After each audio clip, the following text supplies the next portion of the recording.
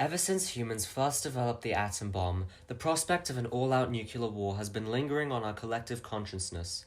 One of the very few things that most generations today can arguably relate to is a lifelong fear that humans would eventually bomb each other into oblivion, and throughout recent history, especially during the Cold War, there have been many times when such fears have been justified. Oftentimes, our image on nuclear Armageddon is fueled by the news and now the internet media that we consume. But we also cannot understate the role atomic weapons have in works of fiction. Nuclear Armageddon is a very common topic in movies, shows, and books. We can argue all day about which work presents nuclear war in the most interesting way, but nowhere has it been presented so uniquely as in the video game and now TV show Fallout. Fallout, as a game and storyline, has developed a very large cult following since its release in the late 1990s, and it really stands out to me for one main reason: its lore. Fallout is technically a dystopian alternate history timeline. For those who don't know, it's basically set in an alternate universe where the Cold War never ended, instead continuing deep into the 21st century before eventually culminating into a full-on nuclear exchange. This exchange, as expected, produces no victor, and only leaves behind a scarred and lawless world where warlord factions and new nations spend centuries fighting over what little resources are left. But this video isn't made to talk about the world after the war, or the plethora of factions that come with it. Instead, I plan to do the opposite. Focus on the alternate history timeline before the war, going in depth into the events from the point of divergence to the day when the bombs fall. The pre-war timeline of Fallout doesn't get talked about enough, and so I want to come up with my own theories about how it went, while also building off of existing information we already have. Throughout this analysis, I'll be filling in any blanks in the timeline, coming up with my own speculations and ideas at places where the right is left out. As such, not everything I say here will be canonical, and seeing how religious the Fallout fandom is, I'm not sure if I'll get into trouble. But I'll do it anyway. But before we go into Fallout's alternate universe and timeline, we have to understand one key theme, that being the 1950s.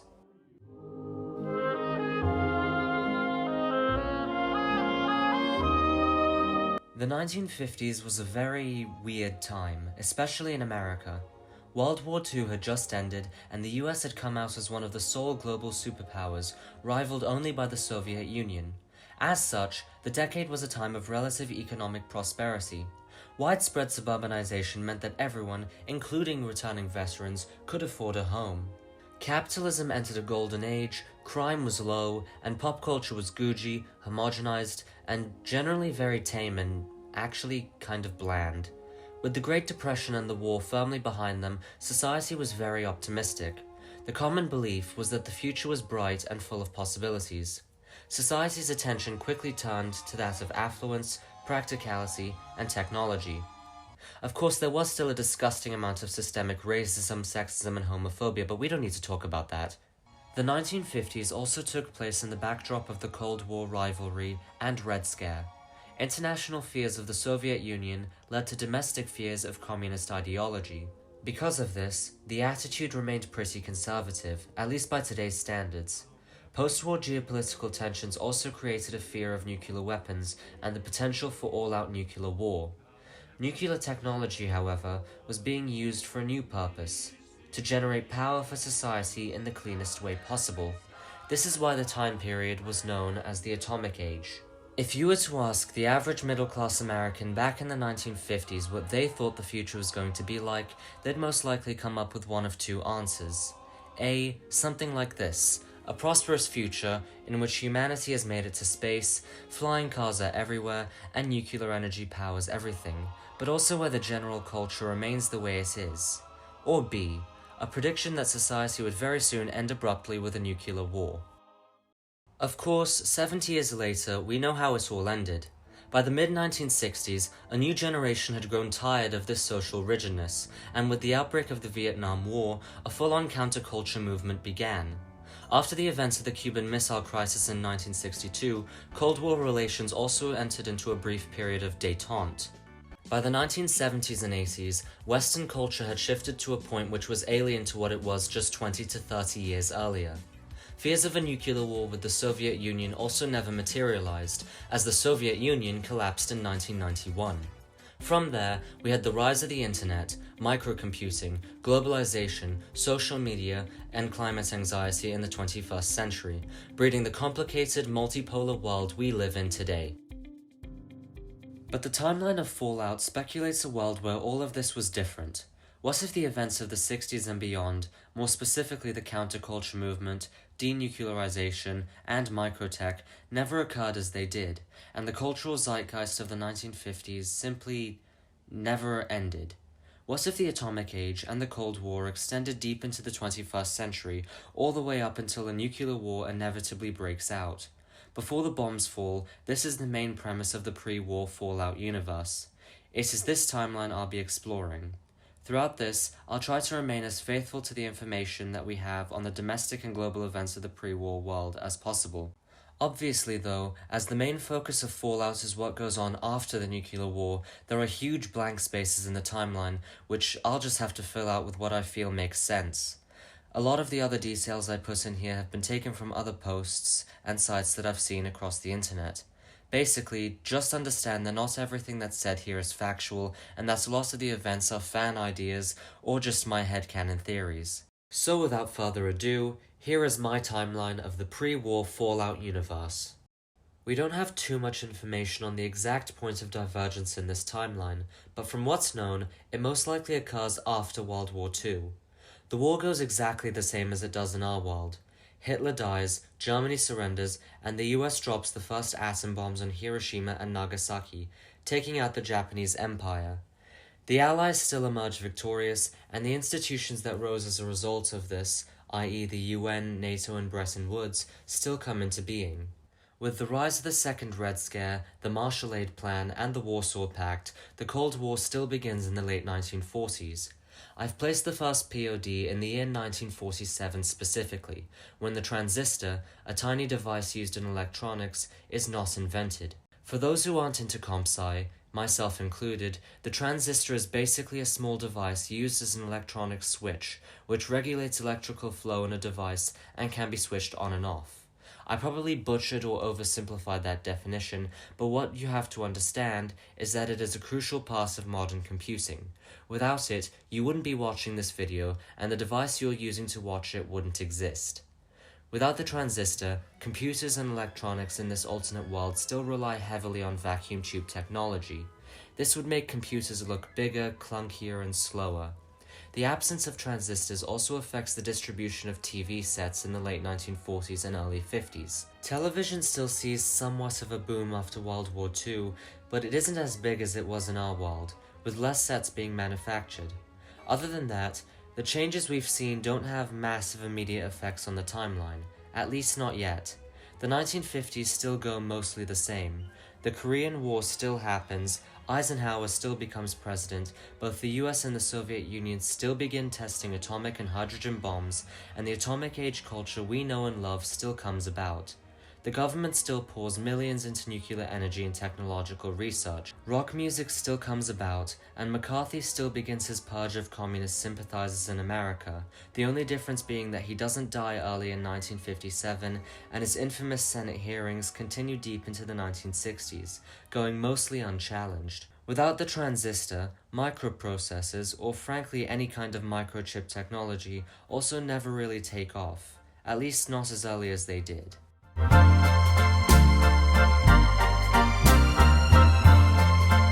We get our next big change in the election of 1960. In this alternate timeline, JFK and Richard Nixon still both run for president, and their famous political debate is still broadcast. However, with there being less TVs in this world, more people are forced to listen to it via radio. This is important, as one of the main reasons why Kennedy won was the charisma he displayed on the televised debate. With less people actually seeing him on TV, less people vote for him. This means that Richard Nixon narrowly wins the election of 1960, becoming the 35th US president. Nixon was far more conservative than Kennedy, and more tough on communism. Without the work of LBJ or JFK, several things change. Firstly, the civil rights movement is significantly slowed. There is no March on Washington, and African American rights advocates are forced to take the long road in achieving proper reform. An actual Civil Rights Act probably wouldn't be passed until the 70s or 80s. keeping the racist attitude of the 50s alive for much longer. The Berlin Wall is still erected, but the Cuban Missile Crisis never happens, keeping nuclear opposition lower in this timeline than in ours, as well as keeping the Soviet leader Nikita Khrushchev in power for longer. The Internal Security Act is strengthened, with crackdowns on perceived communists and un-American behavior only increasing. Nixon also gets America knee-deep into the Vietnam War earlier, placing boots on the ground by 1961 or 62. The war is much cleaner and more direct in this world. The Great Society programs that were seen under Johnson in our world are never introduced. The money is instead invested into the military. America wins the Vietnam War swiftly by 1968. Ho Chi Minh is killed, and Vietnam reunifies under a capitalistic republic.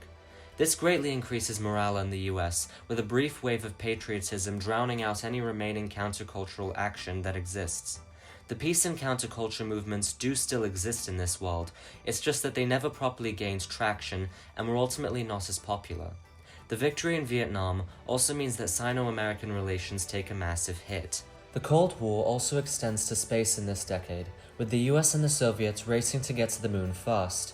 The United States Space Agency, otherwise known as the USSA, founded in 1958, receives a steady flow of government funding to achieve this very goal. In 1961, the US sends astronaut Carl Bell into space, making him the first man in space instead of the Soviet Yuri Gagarin in our world.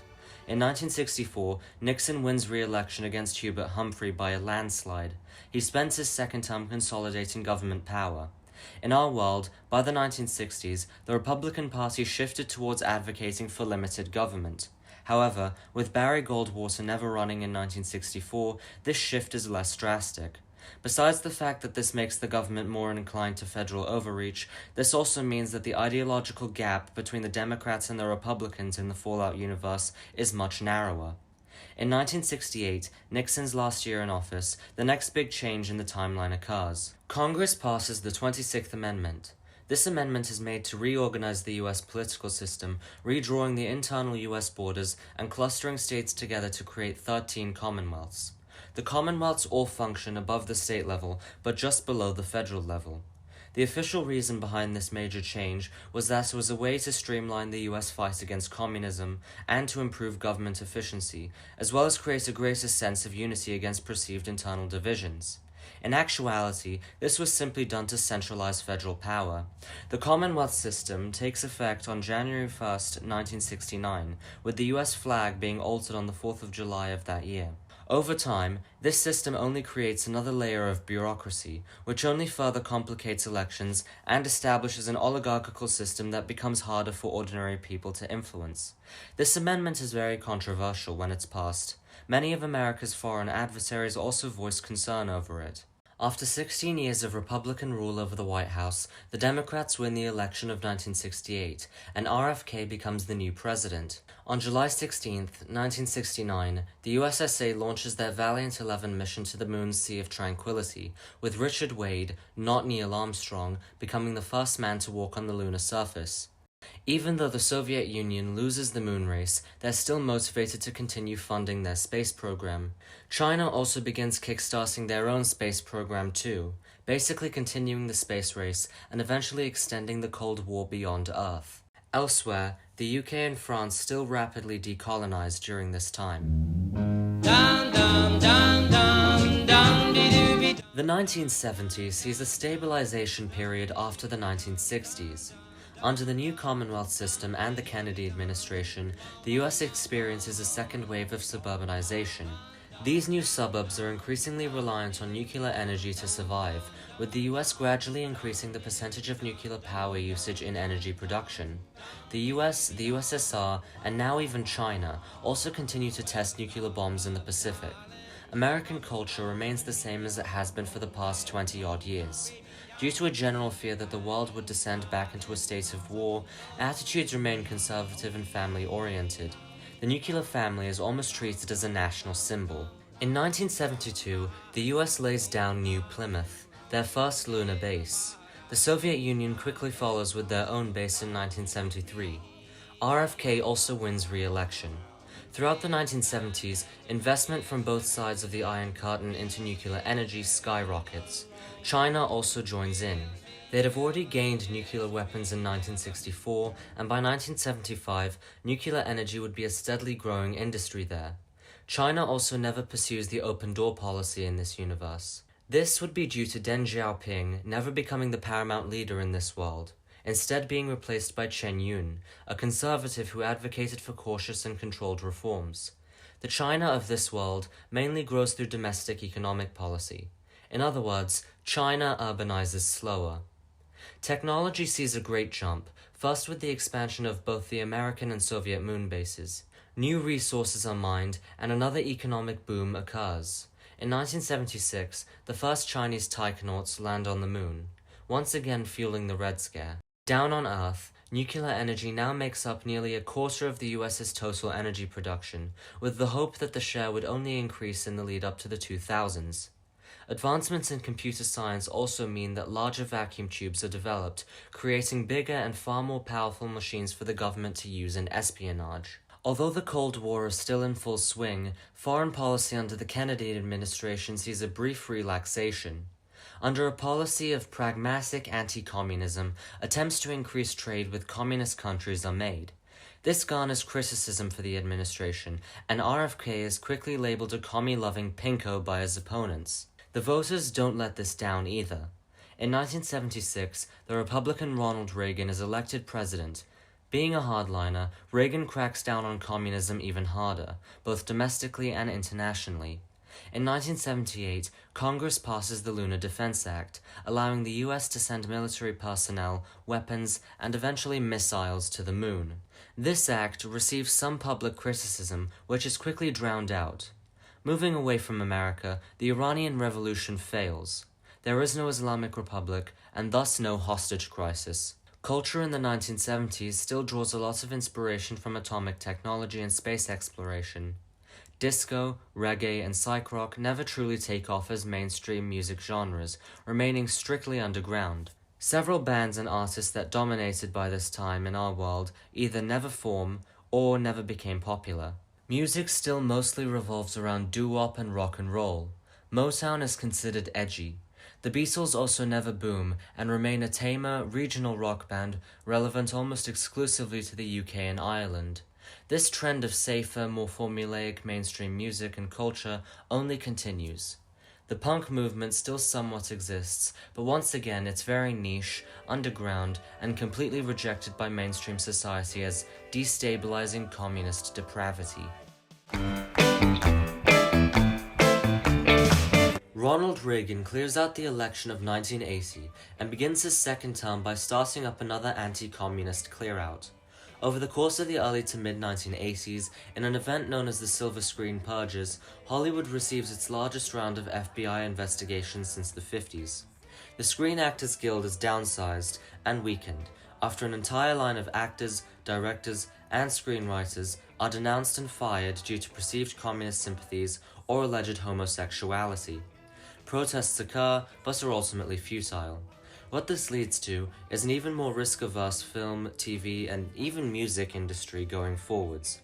A renewed Hays Code discourages any sort of cultural innovation that would threaten internal American security. At the same time, while entertainment becomes heavily regulated, the economy goes in the opposite direction. Businesses are deregulated, giving corporations free rein to act with minimal government intervention.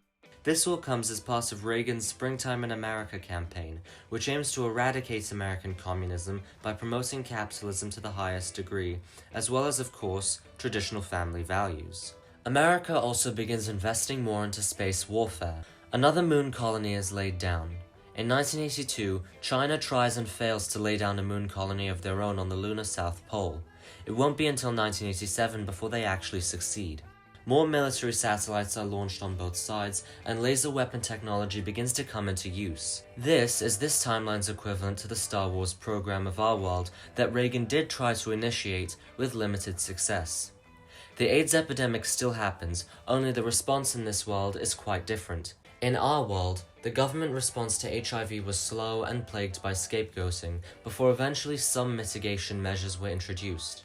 In the world of Fallout, the US government uses the epidemic as a way to swiftly and blatantly go after homosexuals, before promptly ignoring it altogether. Reagan's term ends in 1985. He's replaced by his Republican Vice President, Richard Schweiker, who merely continues a lot of his policies and only lasts one term before being defeated by the Democrat Gary Hart. Meanwhile, outside of America, the Western European nations, mainly prompted by fears of a communist invasion by the Warsaw Pact, decide to bind themselves closer together. In 1984, the Treaty of Marseille is signed by 12 countries, including West Germany, the UK, and Denmark, to create a confederal trade and military bloc of Western European nations, known as the European Commonwealth. The EC functions similarly to the EU of our world, at least for now, with the member states still retaining a decent amount of control and sovereignty over the bloc. Portugal joins late in 1986, followed by Ireland and Norway in 1989. Due to the Francoist dictatorship not collapsing when it did in our world, Spain doesn't join the EC. Going forward, the EC only tightens its hold over the member states. The 1990s begins with a literal bang, when on February 9, 1990, China conducts not only its largest nuclear test, but the largest nuclear test in the world. The bomb, known as an Emperor bomb, becomes the most powerful to have ever been detonated. Only a week and a half after that, the USSR tests a superbomb of their own in Siberia.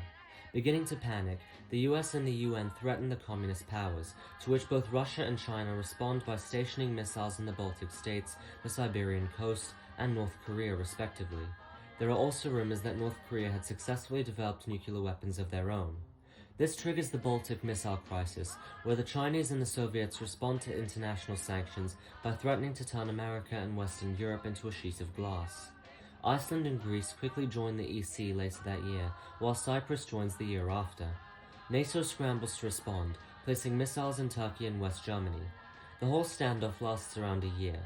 In 1991, the Soviets and the Chinese agree to back down, signing the Nuclear Control Treaty that agrees to limit and eventually stop the testing of nuclear superbombs. The treaty doesn't rule out other forms of atom bombs, though, and the testing of these weapons continue on. After the crisis, the Western European nations begin to grow increasingly concerned about their security. In 1991, during a summit in Brussels, the French president proposes that the power of the European Commonwealth be greatly expanded to the point where it federalizes into one country. Surprisingly, most nations are cool with this idea. In October of 1994, the European Commonwealth, as in the unified country, is officially formed, and the nations of Western Europe finally erase their borders, once again not including Spain. In the UK, Queen Elizabeth II steps down, and the Windsor royal family become private citizens. Britain and France combine their nuclear weapons, giving the Europeans a sizable nuclear arsenal. This single act effectively makes NATO redundant. The organization is disbanded and replaced with the Euro-American Agreement in 1995, where the US and the EC agree to maintain positive relations against their communist adversaries in Russia and China. Understandably, the Soviet Union perceives all of this as a direct threat and begins heavily militarizing East Germany and Czechoslovakia. West Berlin, now an enclave of the EC, surrounded by communist territory, becomes surrounded by Soviet troops, triggering a Third Berlin crisis. This only escalates, and soon the European Commonwealth finds itself at war with the Eastern Bloc. Due to the threat of a nuclear Third World War, the American government decides it's best not to get directly involved, opting instead to send military aid and advice. China sort of does the same. To make a long story short, thanks to a technology gap, the Warsaw Pact gets trampled. East Germany and a part of Czechoslovakia is taken by the Western Europeans, and the Soviets agree to conditionally surrender by 1997.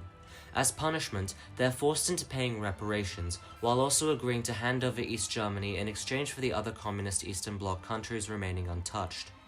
The Berlin Wall is demolished, and the Iron Curtain is moved to Poland. The whole event is enough for Austria to abandon its neutrality and, along with Liechtenstein, join the EC. The outcome of the war means the Europeans officially take their seat as a global Cold War superpower, beginning their own golden age, while the Soviets regress.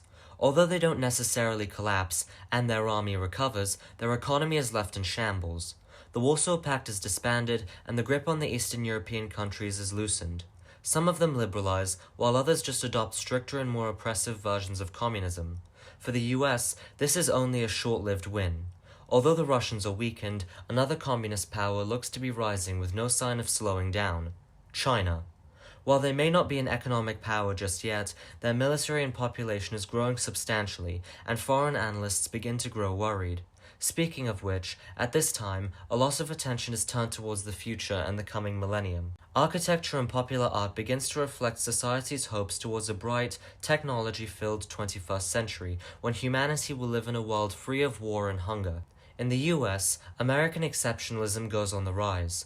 After a few decades of being fairly battered and regulated, American culture by the 1990s is basically void of all consciousness. 50 years on from the end of World War II, it's almost as though not many people can fathom anything beyond the atomic age as a source of creative inspiration. New and original songs and movies are still released, it's just that they all follow the same formulas and never really experiment with new genres. This is partly due to the law and Cold War fears, and partly because of practicality. The economy and the social structure of American society by 1999 is functional, and no one sees the need to drastically destabilize or change it. This attitude never really dies. Entering into the new century, atomic energy now makes up around a third of the US's energy production, though many communities still rely on fossil fuels. This will become a major problem later on, as estimates start to predict that at the rate at which society is consuming, the world's supply of oil would run out by the mid-21st century. Thanks to corporate greed, this warning goes mostly unnoticed.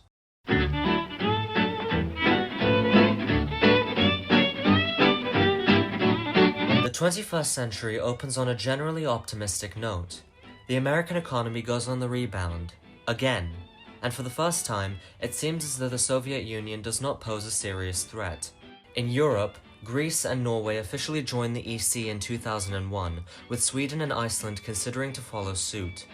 Al Gore wins a second term in 2000 and, for the time being, starts to direct more money towards youth and domestic programs rather than nukes and Cold War preparedness. This trend was very short-lived. In 2004, a military coup takes place in the Soviet Union.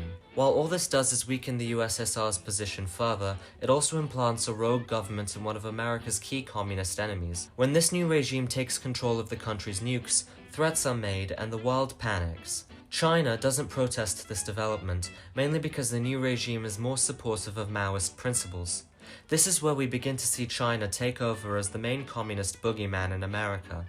As time goes on, the center of the Cold War will shift from the Atlantic to the Pacific. In the corporate world, a key development takes place. In 2002, Westech, an American defense contractor, is officially founded, specializing in the research, improvement, and introduction of new military technology to the US Army.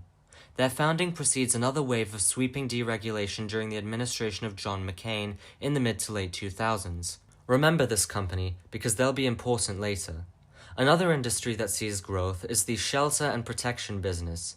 Across America, mostly in response to the nuclear panics of the 1990s, more startups specializing in underground nuclear bunkers, both for families and communities, start to appear. In 2008, one of these companies, known as the Volt Corporation, is established in Los Angeles, California. After growing a bit, they later rebrand themselves to Voltech. Definitely remember these people as well. The European Commonwealth hosts the 2008 Olympic Games in their capital city of Brussels. As expected, the event becomes another point of Cold War tensions when half the communist world boycotts. Nuclear testing in the Pacific only spikes in the late 2000s. With the Soviet Union now closer to China, the Chinese feel more emboldened to threaten the US. China's economy also starts to expand at a rate that worries their neighbors. Any last hope that the Cold War could end in the early 21st century begins to fizzle out. The 2010s in the fallout world becomes remembered as a decade of changeovers, owing to the large number of regime changes across the globe. In 2011, the neo-Francoist regime in Spain collapses when an EC-backed anti-government faction stages a coup. Spain then descends into a second civil war in which the US and EC intervene. Democratic forces end up securing a victory in 2015, replacing the dictatorship with a weakened European client state. Secondly, in 2014, a communist revolution that definitely wasn't started up by the Chinese takes place in Vietnam, in response to high corruption and a crippled economy. Socialism returns to Vietnam, but this time more in line with Maoism and far more brutal than Ho Chi Minh. This restarts fears of the domino effect in the US, leading to a greater military presence in the Pacific. Another coup, this time in Cambodia in 2018, causes yet another panic. South Korea becomes even more militarized, and Thailand is loaded with US troops. Meanwhile, Japan and Taiwan go on high alert. Speaking of Japan, let's take a minute to talk about them. Japan is not mentioned much in the Fallout lore, so like most of this video, what you're going to hear is almost purely speculation. Just like in our timeline, Japan becomes a key US ally after World War II. They still economically grow, but at a slightly slower rate without the microchip revolution of the late 1950s. Japan manages to stay afloat instead by putting more dependence on their heavy industries, such as car manufacturing and, of course, nuclear power. The same can't be said about South Korea and Taiwan. Neither of them experienced their economic miracles, remaining mostly poor and corrupt backwaters used only as strategic positions for the US against China, the USSR, and North Korea. Overall, as the 21st century dawns, Japan goes down a more politically isolationist path, while keeping the door to their economy slightly open to maintain growth. In 2019, the USSA announces a planned mission to put an American man on Mars by 2039. China does the same soon after, triggering yet another space race that would only further put a strain on resources later on. In the meantime, more moon landings are also announced. This decade miraculously opens with the miracle of 2020, yet another economic boom brought about by increased confidence during the presidency of Mitt Romney in the 2010s. More money is directed towards innovation, with American and even Chinese industries pumping out bigger and better atomic-based technologies designed to make life easier. Household robots, larger TVs, mechanical kitchen appliances, and even experimental nuclear-powered cars. The world of medicine also sees major leaps. Many diseases that are still a problem to us in our world are mostly cured or managed by this timeline's 2026. In the midst of this sudden boom, on the 25th of June, 2020, a baby is born to a rich family in Las Vegas, Nevada. The baby's name is Robert House. In 2022, Robert's parents die in a horrific autogyro accident, making him an orphan at the age of just 2. Being a toddler, he had no control over his legal situation, and so was cheated out of his inheritance money and his share of his father's company by his slimy older half-brother, who considered him illegitimate. This left Robert growing up penniless. You may be wondering why I'm taking time to talk about this one singular person in this increasingly strange alternate world, but if you aren't fully aware of Fallout yet, please remember this name. Anyway, let's move on. In 2023, an experimental prototype version of the transistor is finally created as an optional alternative to the clunky vacuum tubes that computers had been using up until now. What this basically means is that transistors and microchips do end up existing in Fallout, they just come much later. They're also rolled out in a much more controlled manner due to heavy Cold War technological paranoia, making them more niche and less significant than our world. In 2020, the USSA commissions the Delta IX rocket to carry astronauts to the moon much faster. The following year, due to mismanagement and economic burdens, the Soviets are forced to close down their moon base, leaving China as the US's sole lunar competitor. Now we briefly stop at the present. The 2026 of the Fallout universe is very, very, very, very, very different to the 2026 of ours, looking less like this and more like this, if that wasn't made clear already. Rock and roll sees yet another popularity resurgence. In 2027, I Love Lucy's granddaughter is renewed for a 30-second season. There is an ongoing craze over automated intelligence robots, and one of society's most pressing debates of the day for some reason is the safety and ethicality of flying cars. Meanwhile, world resources continue to be used up to maintain competition with the communists, and vice versa. African countries suffer greatly, with poverty and civil wars starting to spring up. Back in America, the average man and his wife doesn't really care. As far as they're concerned, America, and thereby the world, is only going to get better with every successive generation.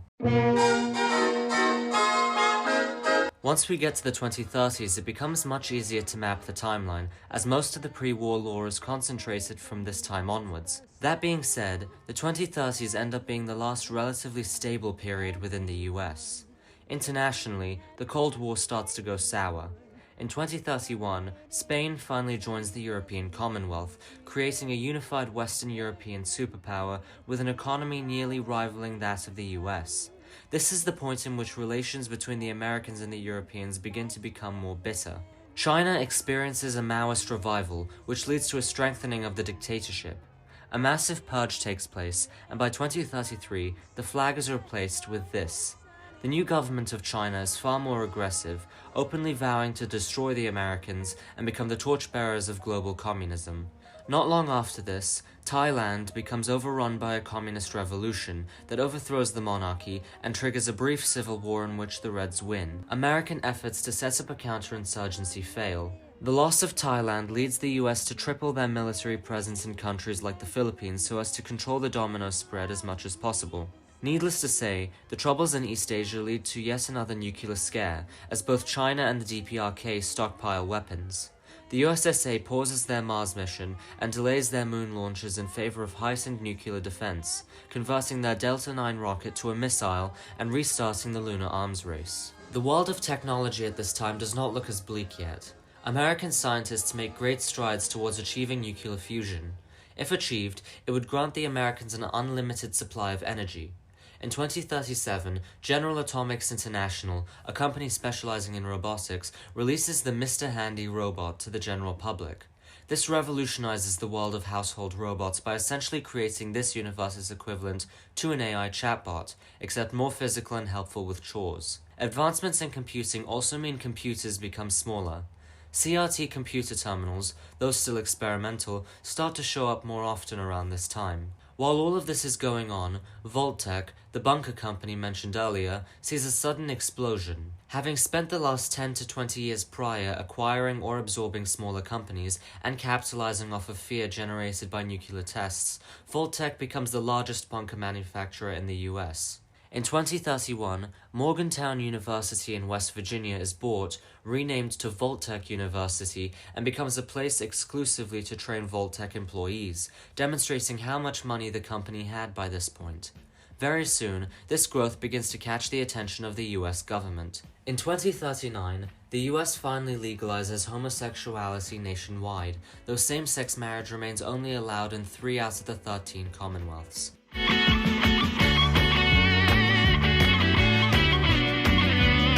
From the perspective of the average American living in the year 2040, the US and humanity is still standing on the eve of a new golden age of technology and progress.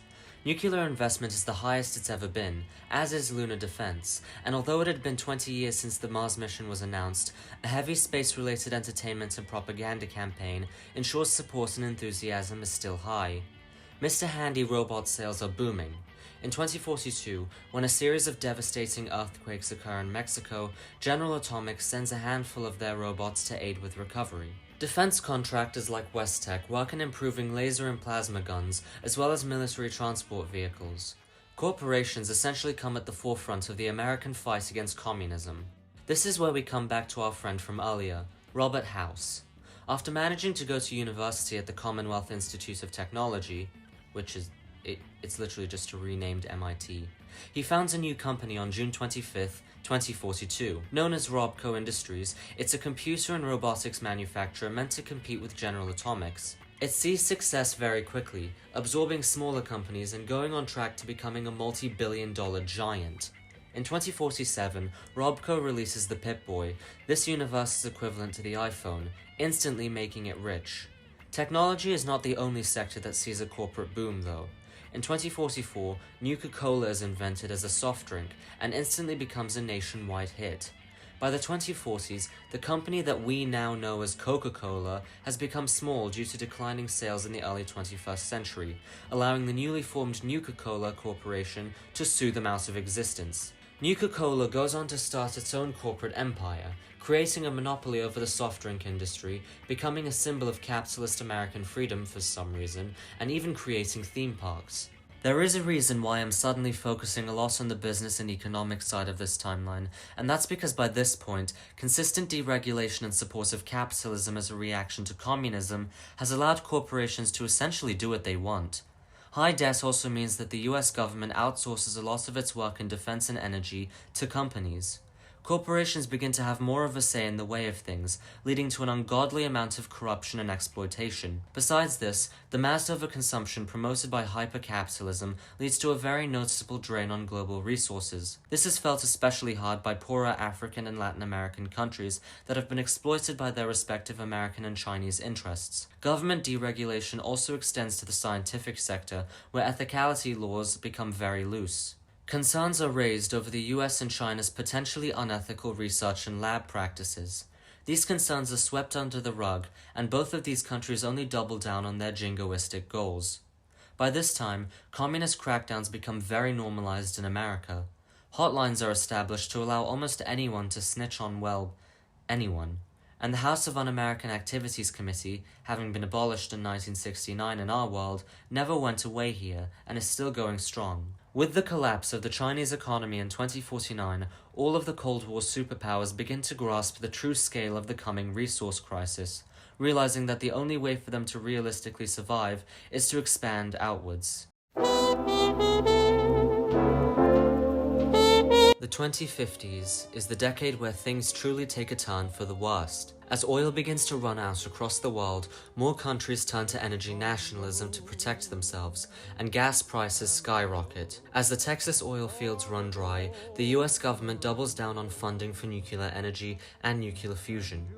US foreign policy also becomes far more aggressive. Searching for an excuse to get more oil, they turn their hungry eyes on Mexico. In no time, the Mexicans are hit with economic sanctions under the excuse that America needs to protect its business interests from pollution and political instability. In August, the US swiftly invades and occupies their southern neighbor, securing more oil fields. This would only serve a temporary solution.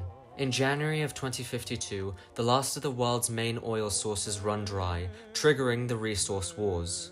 Smaller nations in the global south go bankrupt almost immediately. The last areas on Earth to have at least a few sources of oil are Alaska and the Middle East.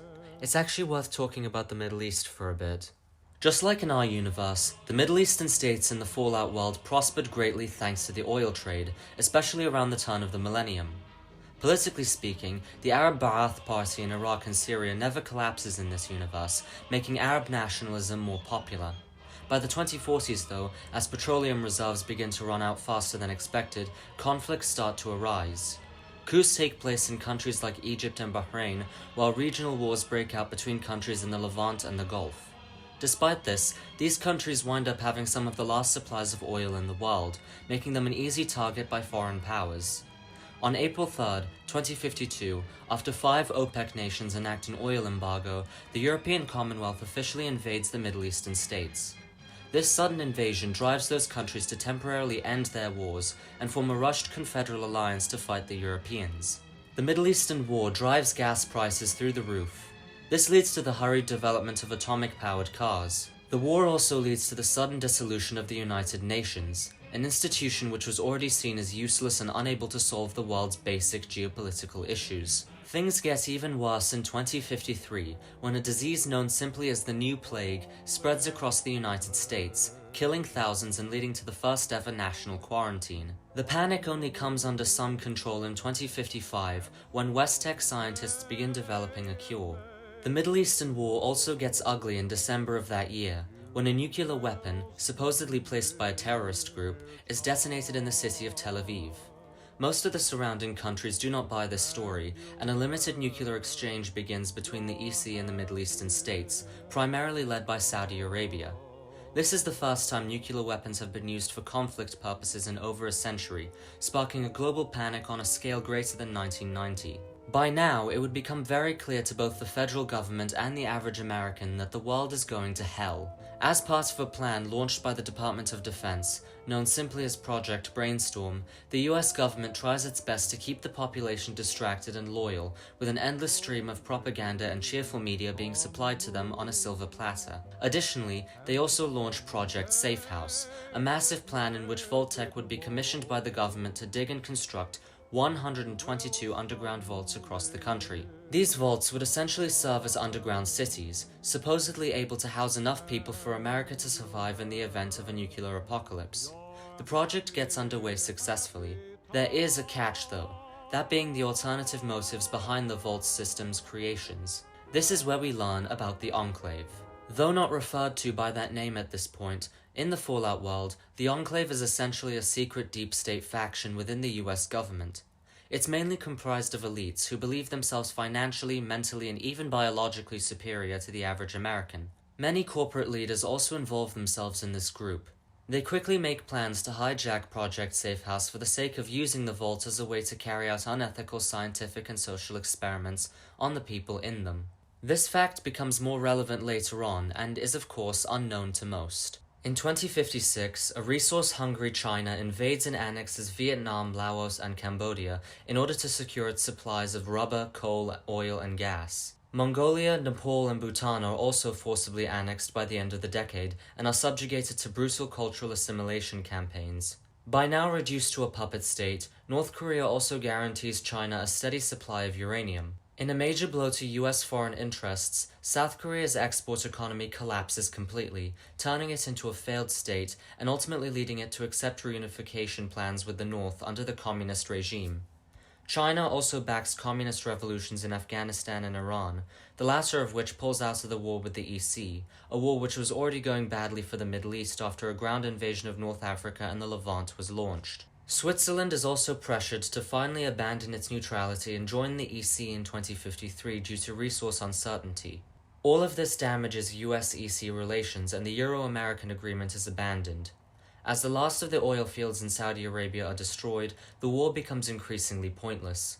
In the entire world, Alaska becomes the last remaining center for oil extraction. Realizing this, the US government becomes eager to protect it at all costs. In 2059, they forced the Canadians to sign the Vancouver Agreement, allowing the US Army free access to Alaska via Canada. Canada will soon become a very hot topic in this ongoing resource war. Any other national projects, such as the continually delayed Mars missions, are scrapped by both powers due to the crisis. The last manned mission to the moon ever takes place in 2052.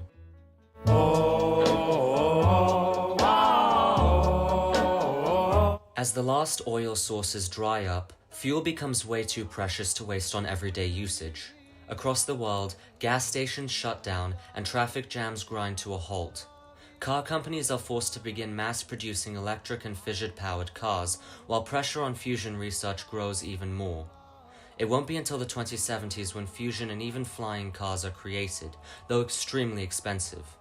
Meanwhile, the Euro-Middle Eastern War ends merely due to futility. With all of Arabia's oil wells destroyed, there is no longer any point in fighting. The war ends without a victor and leaves most of the Middle East severely damaged and irradiated. Most Arab states collapse into a civil war or wastelandhood. As for the European Commonwealth, it too collapses, unable to maintain itself. Iceland, Greenland, Ireland, Norway, Malta, and the UK all gain or regain their independence. In Britain, the Windsor monarchy is reinstated, with Elizabeth II's now 70-year-old granddaughter crowned Queen Victoria II. The remainder of the continental European Commonwealth descends into civil war, as splinter nations fight over the few remaining resources. East Germany is redeclared as a communist state that quickly sees itself fighting a neo-Nazi Fourth Reich in West Germany. The Fourth Reich also begins carrying out Blitz-style bombings on Britain and New France. On the continent of Africa, almost all countries have collapsed by this point. The last remaining countries that are somewhat stable are South Africa and Rhodesia, where the respective apartheid regimes never collapsed like they did in our world. In response to waves of black refugees coming south from the rest of the continent, these countries quickly close off their borders, cracking down on social instability and reinforcing strict racial segregation.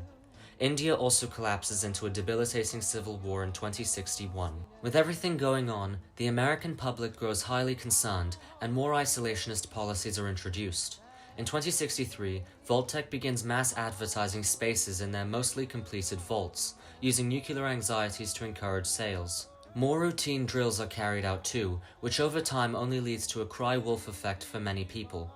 By 2065, many scientists and mathematicians, including Robert House himself, privately conclude that nuclear war is an inevitability. Energy demand becomes so great that a nuclear reactor in New York City almost suffers a Chernobyl-style meltdown due to overusage. Power rationing is introduced.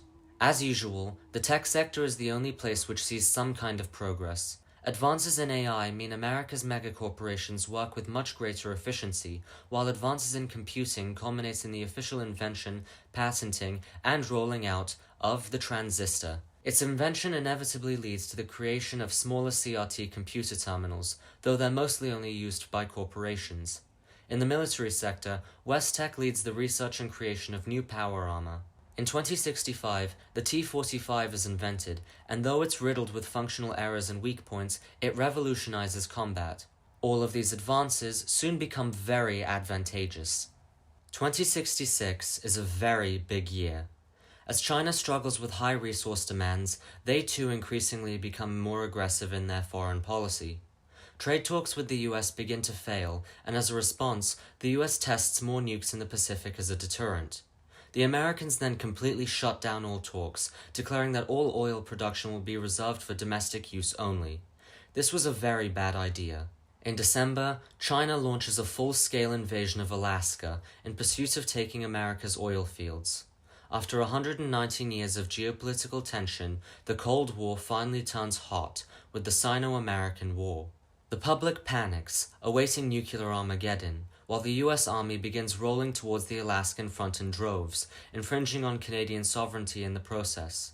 Protests break out in Canada, but are ultimately futile. The federal government also severely indebts itself to West Tech and other defense contractors as it deploys power armor to fend off the Chinese. As the Americans pass through Canada, they take the opportunity to strip the land of its resources, further damaging US-Canadian relations. During all this, China invades and annexes Taiwan. An invasion of Japan is also considered, but ultimately scrapped due to resource concerns. In the summer of 2066, American scientists finally achieve nuclear fusion, unveiling the first fusion cells. This is a massive game changer, and fusion power is adopted across the country. However, adoption is slow, and it takes a while for fusion cells to become the norm.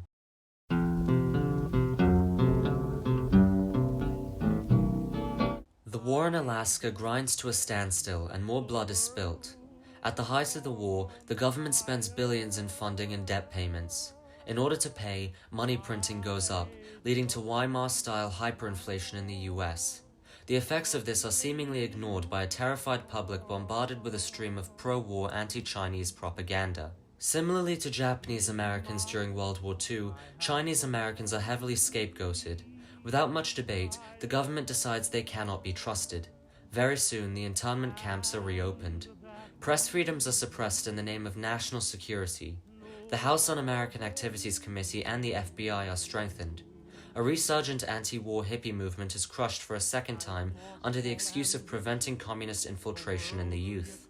By the 2070s, the US is essentially evolved into a quasi-fascist state. Elsewhere in the world, things aren't much better. In China, the USSR, and Eastern Europe, the countrysides are riddled with famine. Africa, the Middle East, India, and the former European Commonwealth have become war-torn hellholes. Most Latin American countries are run by American client governments by now.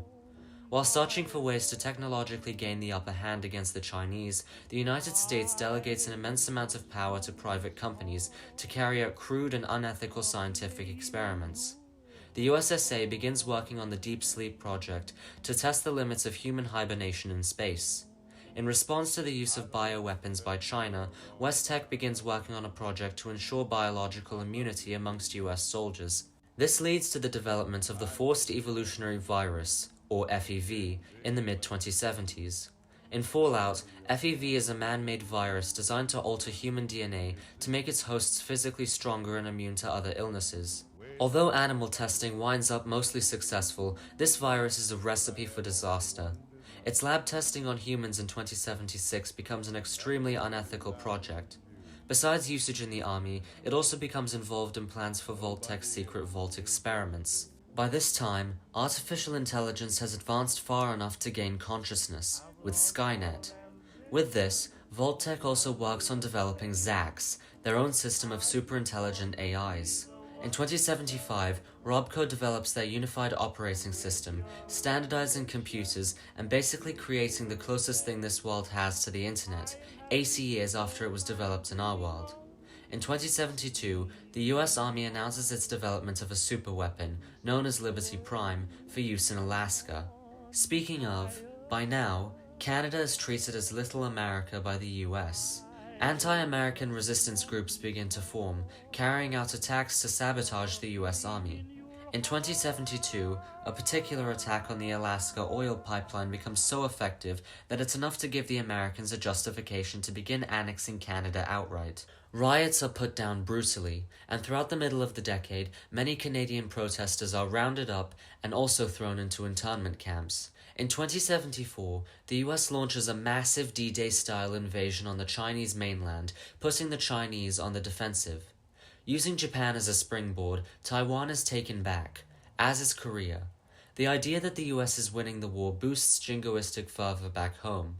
However, it also increases fears that China might choose the nuclear option in desperate retaliation. During this war, Vault-Tec manages to make big money profiting off of nuclear anxiety. In case you haven't realized, Vault-Tec, as a company, is slimy as hell. Throughout the decade, they use predatory advertising campaigns to stoke fear and encourage sales. Most of America's major corporations have now built up monopolies so large to the point where they basically own most things. This gives them more decision-making power than a federal government that's crippled by immense war debt. With a briefly restored confidence in the future, the USSA reintroduces plans to land on Mars, this time by 2078. However, this sudden patriotic enthusiasm is very short-lived as the economy continues to tank. In 2076, America finishes its controversial annexation of Canada. Canada ceases to exist as a country, and the former provinces are turned into US territories with the intention to eventually incorporate them into existing commonwealths or craft new ones out of them.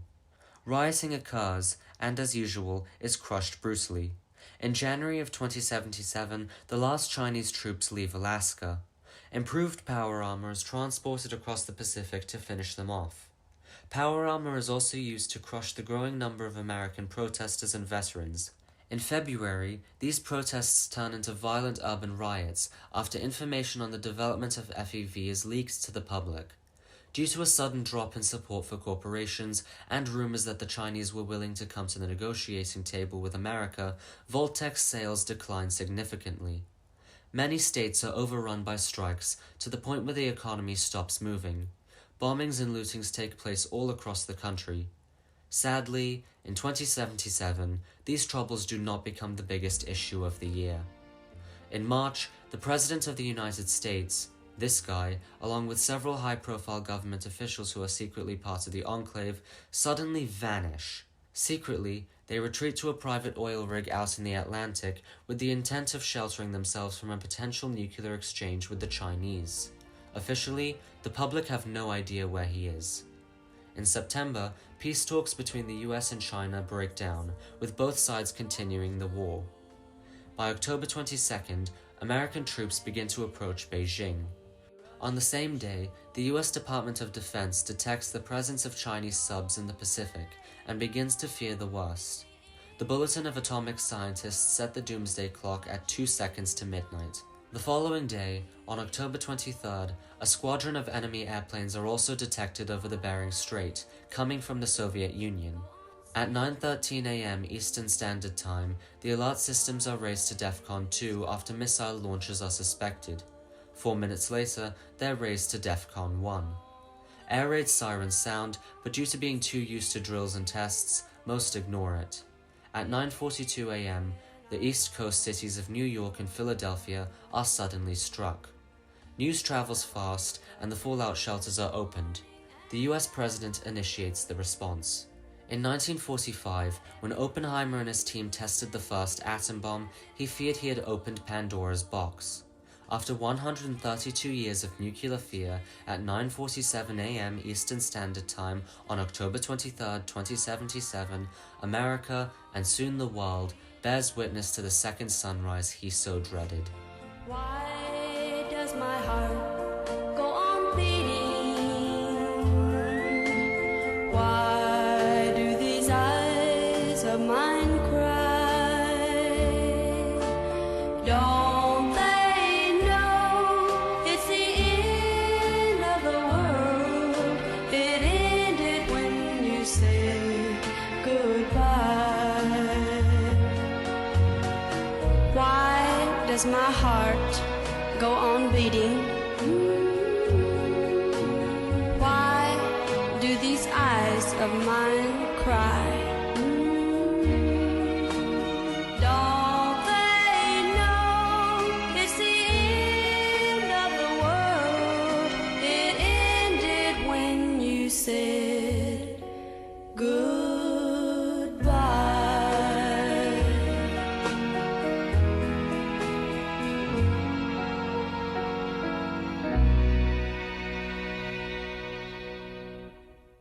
Billions of people perish instantly, and the world becomes shrouded in the cloud of nuclear winter.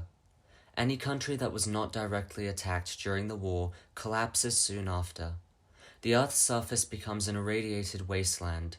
Nations and governments cease to have meaning. In the former United States, the vaults are sealed shut, blocking out the doomed populace up above. Down in the actual vaults, the face of their residents is very mixed. The people in some live their lives in vaults that function with their normal advertised purpose.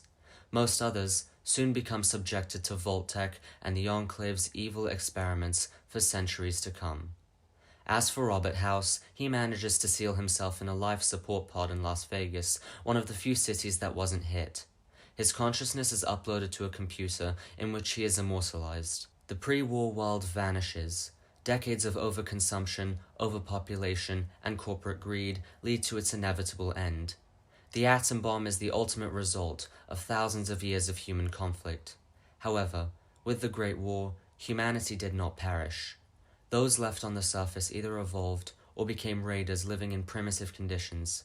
In time, in fact over the course of decades to centuries after the Great War, new factions, even new countries, appear, once again fighting each other over the pettiest remaining resources. This brings us to the ultimate message of Fallout. No matter how developed human civilization is, or what conditions humanity is living in, futuristic or primitive, human nature will always guarantee one thing: war never changes. And there you have it. That is the pre-war timeline of Fallout. As already stated, parts of it are officially canon, while other parts are just theories and speculation, and also just creative additions made by me. The lore continues well past 2077, but I'm not going to go into it, A, because there are many videos that already do that, and B, because it's way too complicated. If you've never gone into Fallout before, and now you're interested, I definitely recommend watching the Prime TV show, or even better, playing the actual games. On a side note, apologies for basically not uploading for the past 2 years. I've been very busy with school and exams, and added with an immense amount of procrastination, I've never really found enough time to get down to video making. I'm still trying to work out the logistics of my potential Soviet victory series, and so I'll get back to you guys on that eventually. In the meantime, if you liked the video, feel free to like and subscribe.